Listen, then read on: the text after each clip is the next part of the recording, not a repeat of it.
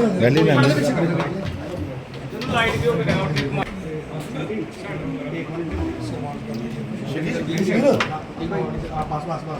भारतीय railway union के president हैं। पूरे राष्ट्रीय पुलिस यूनियन होती है रेलवे की, बहुत जबरदस्त, बहुत प्राउड।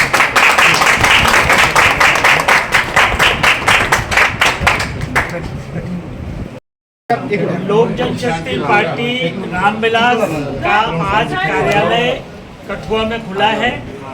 JNK यूनिट जो है उसके कार्यालय का उद्घाटन करने में आया हूँ और मेरे साथ हमारे प्रदेश के अध्यक्ष लोक जनशक्ति पार्टी रामविलास के रफीक मलिक जी हैं।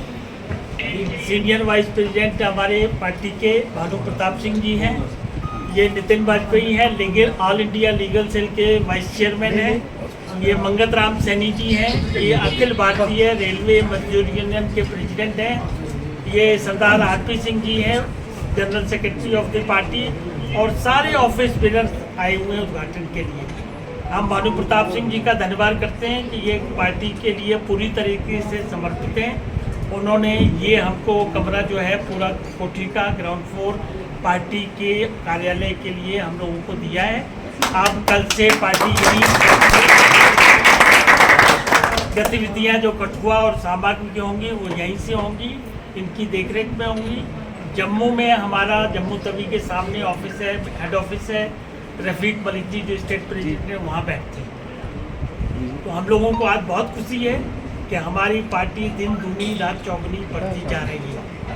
और साधुवाद और देश की जनता को भी धन्यवाद, खासतौर से बिहार की जनता को, जिन्होंने हमको 5 मेंबर ऑफ पार्लियामेंट की सीटें जिता के दी। हम लोग NDA गठबंधन में चुनाव लड़े थे और NDA ने हमको 5 सीटें दी थी।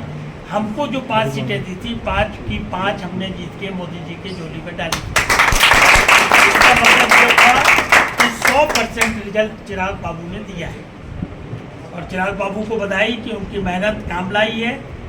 देश की जनता का, राज्य की जनता का यकीन उनके ऊपर बढ़ा है और मोदी जी का उनके प्रति खास स्नेह है, जिसकी वजह से उनको कैबिनेट मंत्री का दर्जा भारत सरकार में मिला है।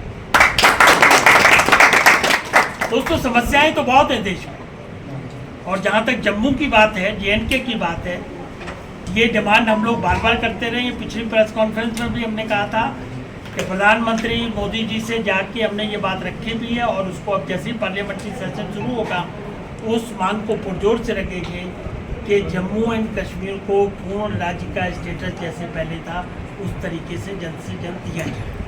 एक तो ये मांग हम लोग रखने जा रहे हैं, और मांग ही नहीं रखेंगे क्योंकि हम घटक दल हैं, सरकार में हैं, तो हमारी मांग को बीजेपी पूरी तरीके से मानने के लिए भी सक्षम है, कॉम्पिटेंट है, और हमें लगता है, विश्वास है कि वो मानेंगे हमारे। दूसरी हमारी मांग है कि JNK में जल्दी विधानसभा के इलेक्शन होने चाहिए।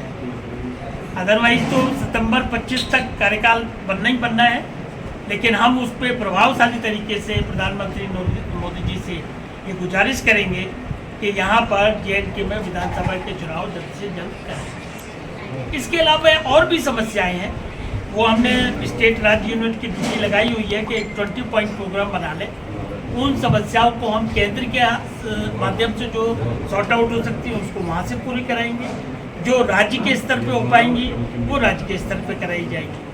और एक जो आतंकवादी गतिविधियाँ बढ़ने लग गई हैं वो भी चिंता का विषय है। पाकिस्तान को ये बात ध्यान में रखनी चाहिए कि ये वही मोदी सरकार है, ये वही नरेंद्र मोदी प्रधानमंत्री है जिसने घर में घुस के बालाकोट मारा था।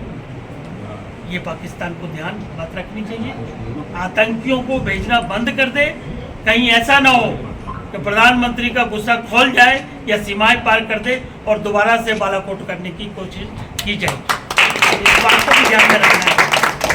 देखिए, हम लोग शांति प्रिय लोग हैं, हम लोग शांति से काम करते हैं। आपने देखा होगा अभी लोकसभा के इलेक्शन में कश्मीर में 65.4% वोट पड़े। ये इतिहास में रिकॉर्ड है, कभी इतने नहीं वोट पड़े।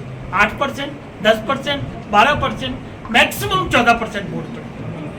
किस मुँह से ये विपक्षी दल बात करते हैं? शांति बहाली की प्रक्रिया 370 हटने के बाद पुरजोर से लागू हुई है। पत्थरबाजी की घटनाएं बिल्कुल 0 लेवल पे आ गई हैं। आतंकवादी घटना जो होती हैं वो कदा कदा होती हैं, लेकिन उसके लिए भी आतंकवादियों को फौरन सबक सिखाया जाता है। पाकिस्तान को फिर चेतावनी दी जा रही है कि मोदी को और मोदी की सरकार को पुराने नज़रिए से देखिए, आतंकियों को भेजना बंद कीजिए। बाकी हम लोग ये भी चाहेंगे कि हमारे यहाँ जो एनडीए का सामंजस्य है, सभी पार्टियों को, बीजेपी है और हम एलजेपी हैं, उसमें और 2-3 पार्टियां हैं, वो सब मिलकर देश की जनता की, राज्य की जनता की सेवा की भावना से काम करें